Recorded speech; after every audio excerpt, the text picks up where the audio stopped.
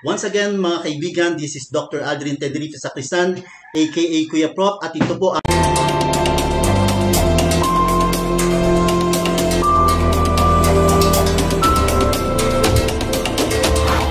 The Gear Shifter.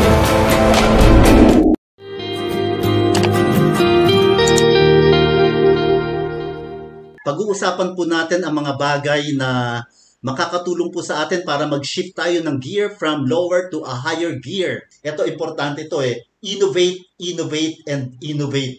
Yung mga negosyo ngayon, for example, kung ikaw ay brick and mortar lang, may shop ka lang, kapag hindi ka nag-online, kapag wala kang Facebook page, wala kang yung presence mo, wala sa internet, mawawala ka. So, you have to innovate.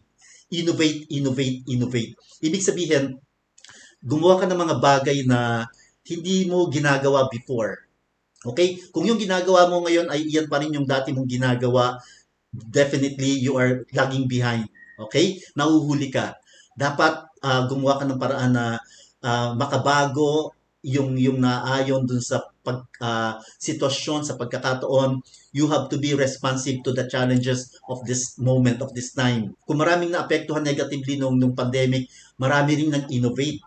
Naging positibo din yung epekto sa kanila nung pandemic. Kaya mga kaibigan, importante mag-innovate. Ang Kuya Prof TV ay nag-innovate hindi po tayo nag-interview at pumupunta sa lugar nila.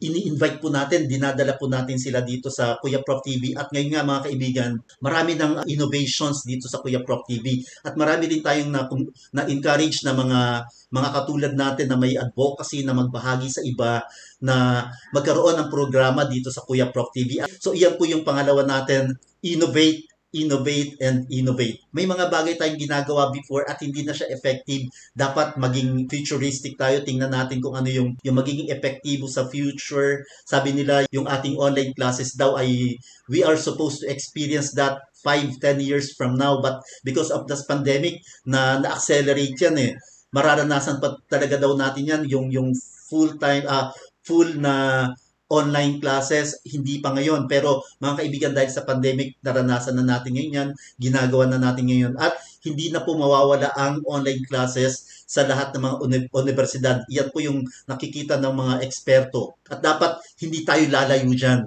We have to innovate. Ano ba yung mga bagay na pwede kong gawin na makakatugon dun sa hamon ng mga pagkakataon na to, yung hamon ng makabagong panahon. So I have to innovate.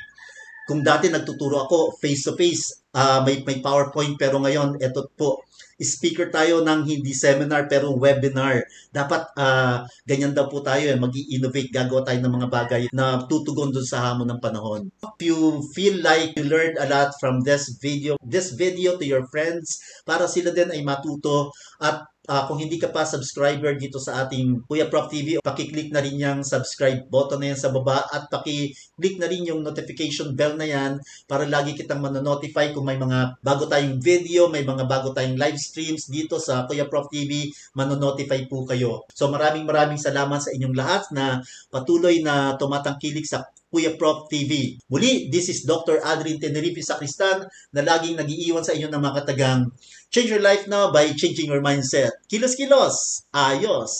Kuya Prof, si Kuya Prof, si Kuya Prof, si Kuya Prof.